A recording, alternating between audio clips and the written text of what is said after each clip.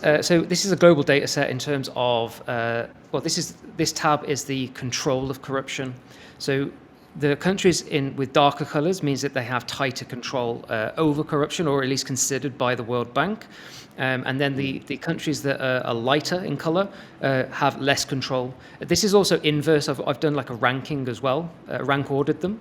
So this is an inverse. So this is actually where this is just actual corruption ratings, low to high. So if it's a darker color on this one, then it's higher corruption. It's considered higher corruption because they're higher in the rankings. So here we get the Map Stack podcast. We're here today. We're one short. I think Chris is gambling or something. What was he doing today? He's gone to the horses, gone to the races, I think. Okay, yeah. So he's he's had a probably ticket to the races, and he's he was like, losing some I don't money want to do the today. podcast. Yeah. I don't know why he Like didn't you just do. do it from the horse race. Like just Yeah, it have would've the been green fun. screen in the back. Yeah, That would have been good. with his top hat on and suit, with a Yeah, pint yeah. of beer Oh, or yeah. something. It would have been good. So, yeah, so it's just the two of us today. I think like on the last podcast, the topic, I think Chris even chose the topic for this, but it was corruption. So I suppose that was like the overall theme, and like into the influence for this podcast. I think like we also said we're going to change the format, so we're going to be focusing. We're going to be doing like a deep dive today on sort of global corruption rates. So I went away this week just to sort of find some data in order to like get a visualization of this across the world, get like a broad view of this. I went to the World Bank, which is probably it's like a go-to for me right now. It seems to be one of the easier places to get like really defined statistics for global data sets. And then I was able to map that. So I know you've got a map as well. So I think, shall I go first in terms of? Yeah, because mine is kind of going to go off the back of yours a little bit, I think. Okay. Because mine's more of like if corruption's going up or down in those places. So I think it'd be good to look at where they are Yeah, first. so yours are more of a rate. So yeah, what I did, I just wanted to get like a high level view. Okay, where's the most corrupt countries in the considered? Where are the most corrupt countries in the world, and where are the least corrupt countries in the world? And then I think we can sort of play off that and look at some reasonings why. I've got two sources about why some countries are considered to have low corruption and why other countries are considered to have like tighter controls over it. So Erin, do you have my screen? Jamie, pull that up. So this is a global data set in terms of, this tab is the control of corruption. So the countries with darker colors means that they have tighter control over corruption, or at least considered by the World Bank.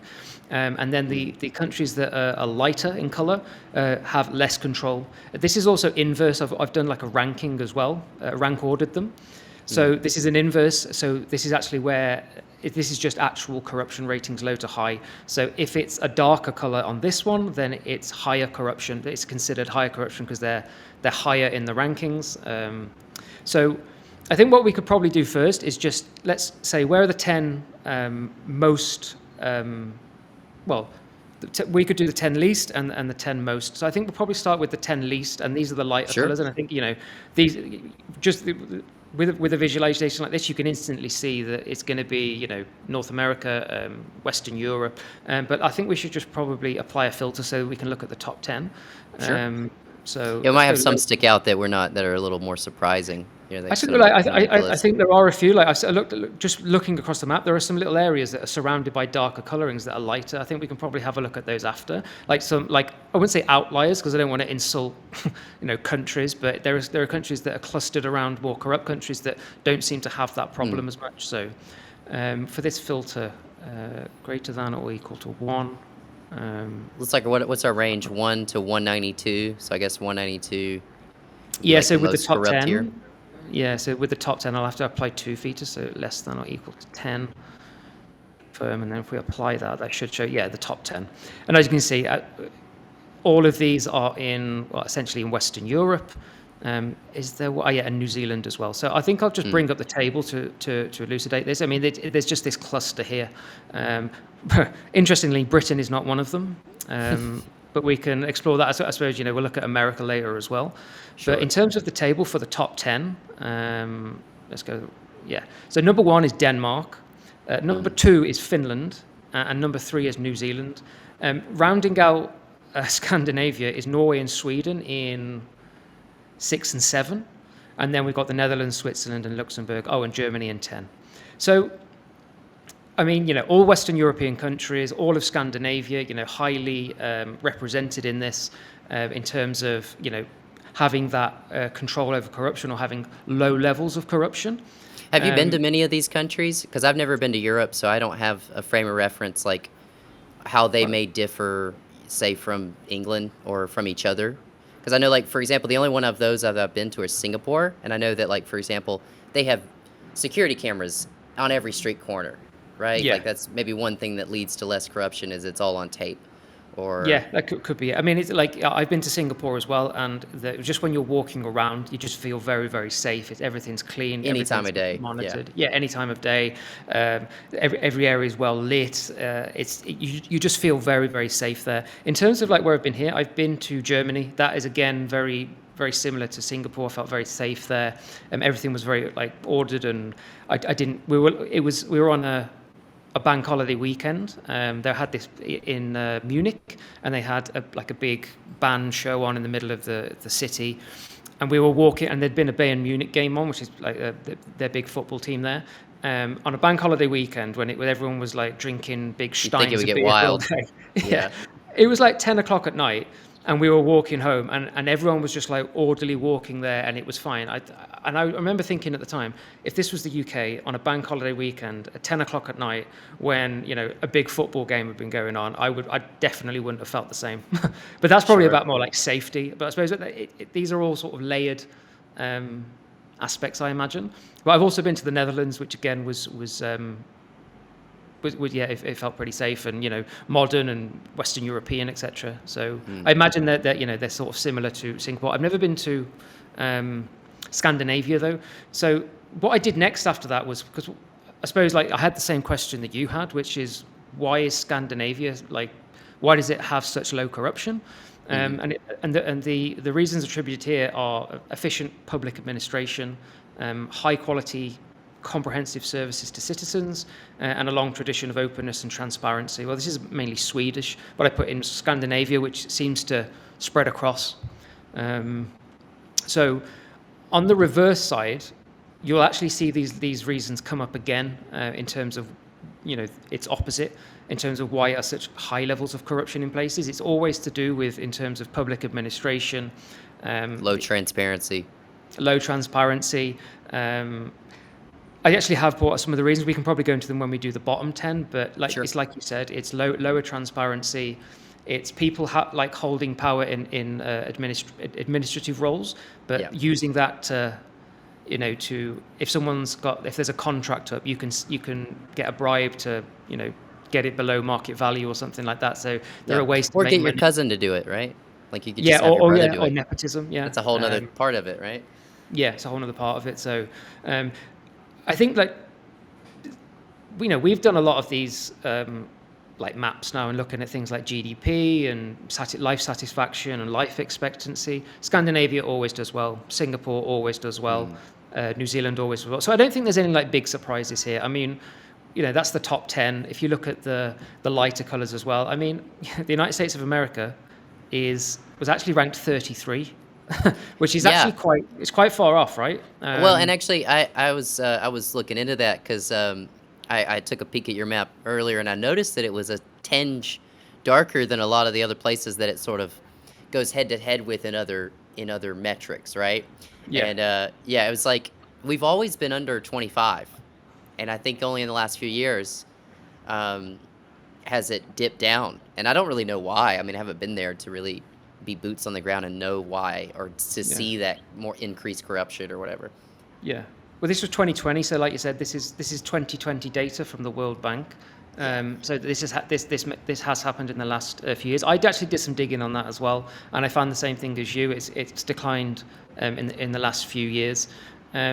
I think in terms of like outliers, if you look at South America, I mean, I don't know, like reputation-wise. I mean, the colours here are darker, which would indicate that there is higher corruption in South America. Apart from Uruguay, which is 19, it's actually higher.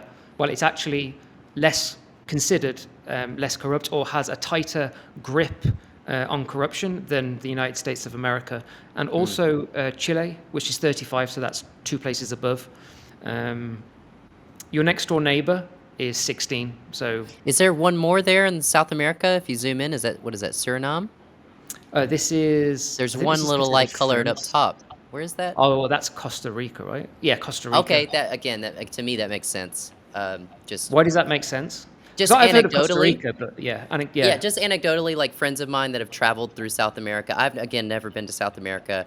I've mostly only traveled to Asia, but friends of mine that have traveled through, the north of South America, through Colombia, Venezuela, and been to sort of the more touristy areas in South America. When they compare it to something like Brazil and Colombia as compared to Costa Rica, it's generally like, you're more likely to get shook down in somewhere like Brazil. A lot of my friends have been to Brazil because of jiu-jitsu, and yeah, oftentimes yeah, they'll yeah, be, they'll be all over the place because you go to see all the good jiu-jitsu gyms, and some of them are in nice parts of town and some not so nice. And for example, in Brazil, the saying is the police don't go to the favelas, which is like the poor parts of the cities, right up on the hills. yeah. And so they just don't even go there because they don't get involved, and if they do, it's to do something corrupt. Whereas when you hear of people, you just mentioned you'd been to Costa Rica. It's I just haven't been to not, Costa Rica, but well, I've had friends that have gone to Costa Rica and had the total opposite experience, where it's like there's nothing like that. There's no shakedown experience to be had, like yeah, you'd have, in Southeast Asia or most South American countries, from what I yeah, understand. yeah. My friend lived in Costa Rica, my friend from home, That's for a what, few yeah. years. He met his wife there, actually. Mm. I never actually met, like, I mean, he said that he enjoyed it there, but he also, I think he was sort of somewhat glad to leave. He's lived there for a few years. But I never actually asked about the levels of corruption there. I mean, they're both back in the UK right now, and I assume they're happy there. I don't know if they have plans to move back or anything, but it does seem to have.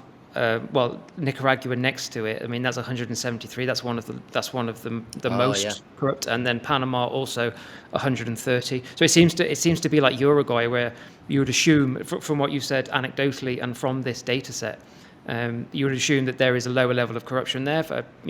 Maybe it's related to the reasons what we said before. I think it seems to be higher levels of administration, or Yep. what they call it here, efficient public administration, seems to be a reason why that is. I don't know, but Yeah. Chile, Uruguay, I I think imagine as it well. comes down to accountability. Like from what I've seen, is it comes down to accountability. When you see acts of corruption, not just intrinsic corruption, like it's just present throughout the country, but when there's these large acts of corruption that come out in the news a year later or whatever, to me it seems like a lack of accountability, or they just don't think they'll get caught. With the nepotism things, when a king or a prince or a prime minister or whatever puts their so-and-so cousin or nephew into power, it's like, Yeah. it's like, there's so many people more, fit for the job, right? There has to be, but it Yeah. just they're like, well, no, it's this is how we do things here. Yeah, that's an interesting point, actually, because in this study that I've pulled up, it's called Corruption Around the World. It's done by the IMF, the International Monetary Fund. There are some sort of reasons related to what you've just said. So in terms of, if you think that you're going to get caught, that has a big impact on whether, if you think that you'll get caught for doing corruption, then you're obviously not going to do it. And obviously in Western Europe, there are very strict penalties for that type of thing, and Yep. it will go through. So interesting. I think in terms of the top, I think there's some interesting insights there. And then in terms of the countries that are, sort of somewhat outliers, I also got this is the gross domestic product map. I don't think you can do, let's probably say, the control of corruption. I mean, there is I'll get rid of this filter. Just from looking at it, I don't think we could, I would, if I had time, I'd like to have done a more in-depth sort of ratio on this. But in terms of the GDP, again, this map is global gross domestic product. The darker areas are higher, and then the lighter areas are lower levels of GDP. In terms of the global corruption, you've got Norway, like I said, the top 10. It's not a direct correlation. I think you can have a look at this just on a visual. I mean, United States was 33, and obviously that's got the biggest GDP in the world. China, the score there is 78, and they've got the world's second highest GDP. I think there's probably some interesting data insights that you could do on this. I just didn't have time. So I suppose, should we look at the bottom 10 now? I think this would be a good primer for, like, in terms of the reason, and then that leads on to your map. So should we do like the bottom countries instead of Yeah, let's do it. Yeah. Yeah, let's do the bottom 10 and then maybe or maybe the bottom 20, and get a larger sample size, because some of them, I think, in the top, if you look at the top or bottom 10, those don't get to be so surprising, but when you look at, the ones that sort of limp into the top 20, it's like, oh, really? Okay, so here's the top 20. These are all highlighted in green. Obviously, they're darker. I mean, instantly, just looking at the map from here, you notice North Korea. You notice that some sections of the Middle East. I think Syria would be one, Iraq, and then parts of Africa. South America seems to escape it, aside from Venezuela and Nicaragua. Let's bring up the table. Yeah, so in number one, like in terms of what would be considered to have the least control of corruption is Syria, followed by Somalia, and then Yemen, and then it's got the positions here. So and then after that it's Venezuela, North Korea, Burundi, and Libya. So I think it probably now would be just. I think in terms of comparison, I think this is a good report. I could leave if someone wants to do it, because obviously this is a deep dive on corruption, but we're not going to go through such a deep document right now.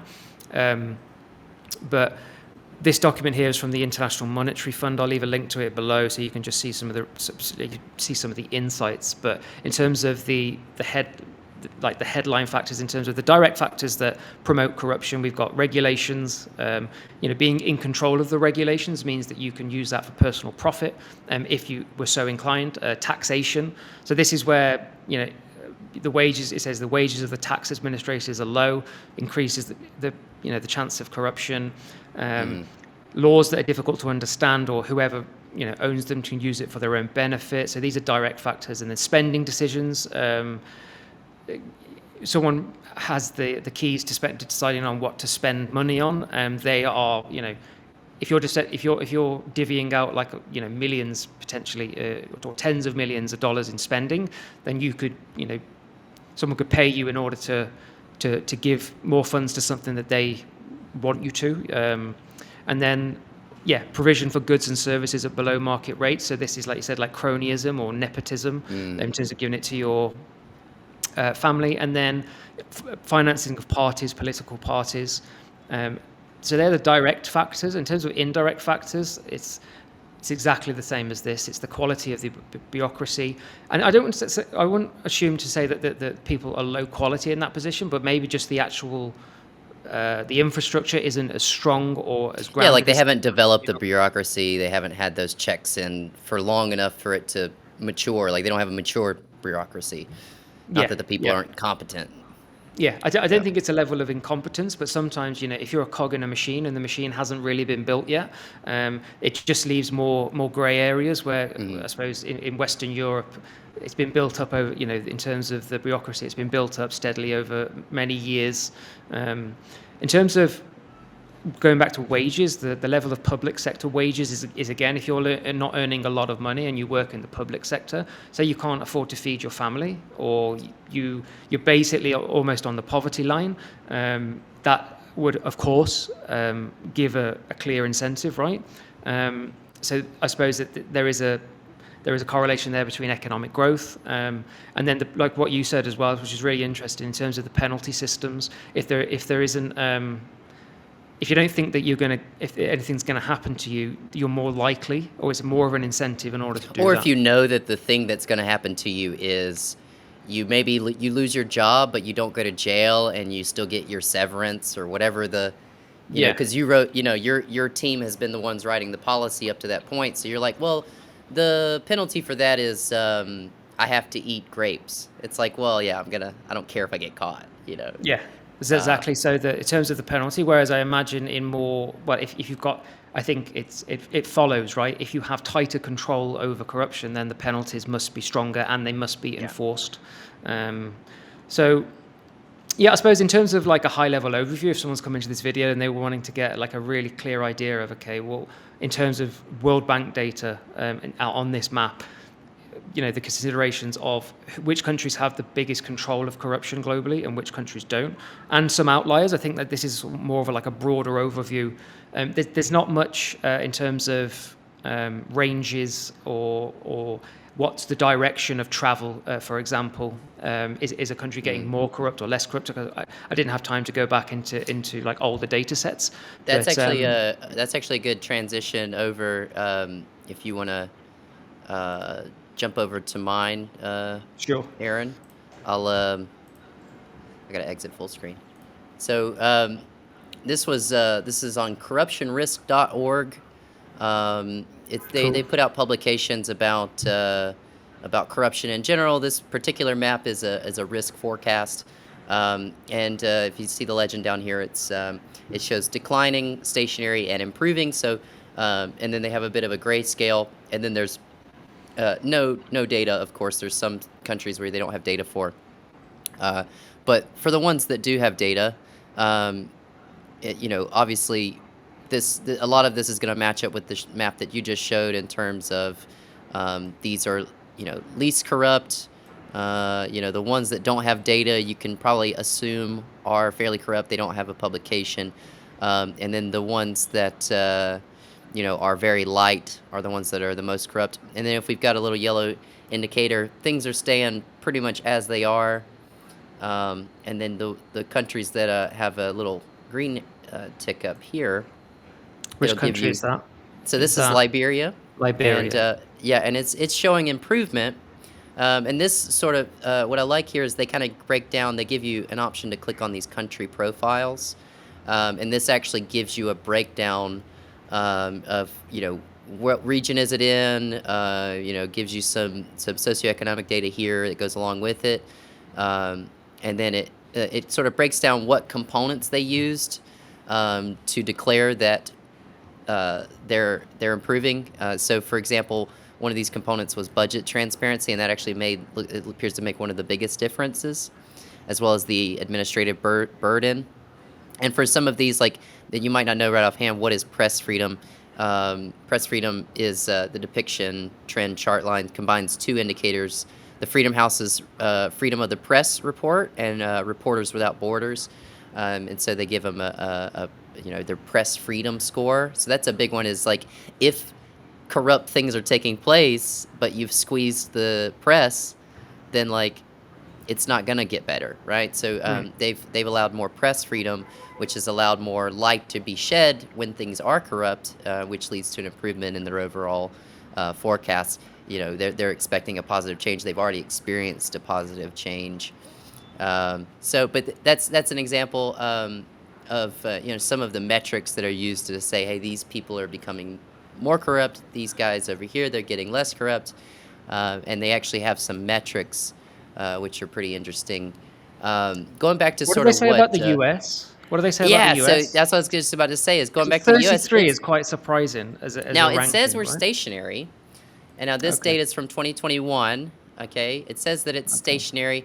I don't know. Let's see what exact metrics they use to describe that. It looks like press freedom has actually gone down, which I would say from what I've seen abroad. Like I'm not living in America in the last 6 years, but from what my friends are saying and what I see in the news, it does seem like there's less press freedom. And budget transparency, it looks like has gone up some, but it wasn't it didn't appear to be very transparent before. Um, and some of the other metrics, it looks like one of the primaries has been with press freedom, and I think a lot of that comes down to the disputes over the elections and what takes place. In reporting, it's a nasty back and forth with the political parties there. But I Well, yeah, did I dig mean, in a the little last bit. election. Yeah, that was a Sorry to little bit. interject. No, Yeah. no, that's fine. Sorry, what the Yeah, last one? in the last election, I mean, you had the incumbent who lost, Trump, claim large-scale voter fraud, right? So that's corruption, Well, he claimed that it's large-scale and voter that was a fraud. Whether or not it's true, it's to be. I think it's still to be declared. But if I'm not mistaken, there's been very few in the last few elections. It's sort of been a repeat. Every time around when we change hands, there's often the incumbent says, "Hey, look, something was funny I here," yeah, and I because I think it's remember just that become more George Bush. charged. Yeah, I remember that it wasn't That Bush was and that was a big one. Gore. Yeah, That was like there was a big recount or something. yeah, yeah. I haven't actually heard any evidence in terms of like Trump's claims, but I think the more interesting point, the point I was trying to make was maybe is that why the press, because there's been sort of large scale, such significant claims made, that this has made it more bipolar. I mean, this is something that's spoken about, quite a lot. Do you reckon it's become more what's the word? The debate has become more fierce on both sides, and both sides are becoming like further apart or something, and that's reflected in the press freedom. I blame the internet when it comes to the people getting stirred up. Honestly, I blame echo chamber, social media for a lot of Yeah, that. It's like if you can't have open discourse with both sides, then you're gonna continue to form, tighter and tighter versions of your truth and not be able to even see the other side's point on anything. yeah. But yeah, You just that's withdraw more and more into yourself. You get more yeah, stuck in your ideas, for maybe, and sure. you're just unwilling to talk to the other person or challenge your own ideas. I mean, it's you know, like you said, it's almost like with the echo chambers in terms of like algorithms and stuff. It's like, okay, you like this, have more. You like this, have more, and then it just reinforces your own viewpoint, right? Yeah, yeah, Yeah. and that's kind of where they're going in this article here as they're discussing. It's sort of United States tied with Chile, which is like that's just odd, in terms of every other metric you can look at. It's like what, why are we so low on the scale, basically? Yeah. 10 years ago, the U.S. Was ranked 19th, right? That's not that long ago. And this is the second year in a row, as of 2021. It's the second year after year that it's scored so low, 67th, which is a huge drop. Um, and it depends on who wrote the article. Like one article is going to say it's the Biden administration's fault. The other article is going to say it's the Trump administration's fault. I said, just a simple Google, is America corrupt? If you read Quora, it's the most corrupt. I don't know who gave this answer, but it just depends on who writes the article at the end of the day. Um, that's you know, that's what I've found to be true. Is like you got to read who wrote the article to begin with, and which team are they on. I don't know if that's true for other countries and other regions of the world, but in the U.S., it's very clearly divided one way or the other. But yeah, and again, I want to know who comes up with these metrics, with these maps. I can cancel my screen share and just get back to Yeah. us. With the map that you showed, it's like, the IMF compiles the data, and it's like, where's the data coming from? Who's publishing that data? Who's collecting the data? And what motives do they have? Because, Yeah. Well, America very my well data could was be. just to interject there. It was World Bank data, and Oh, then sorry, the the World Bank. IMF did the report. I don't know. I can't remember what year that report was from. But that Sure. was more about the reasons. But that was World Bank data. So I don't know. Maybe they do. They use research agencies to maybe do interviews on public opinion. I don't Mm, know. But maybe it's something to find out for next time. Um, but one thing I was going to say, because you did the US, just on the UK side of things, because we were 15, and I just read an article. I didn't get I couldn't get the latest global data, but the most recent data from 2023 early this year, I think the UK has fallen down even more because during COVID we've had like multiple prime ministers and I Wasn't think there a big party? Wasn't there some big Christmas party too during one of the lockdowns that was had Yeah, people up Boris in Johnson, arms, I think. I mean, I wasn't something watching it like too that. closely because it was just very disappointing that was that type of thing that was happening. I think he was having parties, champagne parties, when everyone was under lockdown.